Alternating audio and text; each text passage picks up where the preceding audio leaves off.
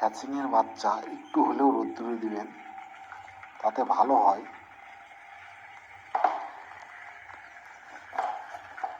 তাতে বৃদ্ধিও পায়, অনেক সুন্দরও হয়।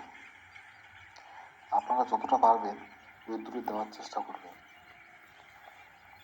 আবহাওয়া ম্যাচিং করার ব্যাপার থাকে, যত তাড়াতাড়ি আবহাওয়া ম্যাচিং হবে রোগ কম হবে।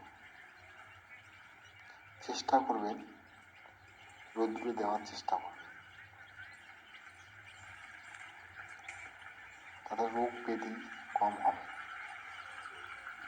বৃদ্ধিও পাবে। যত তাড়াতাড়ি দিবেন তত ভালো, রোগ ব্যাধি কম হবে।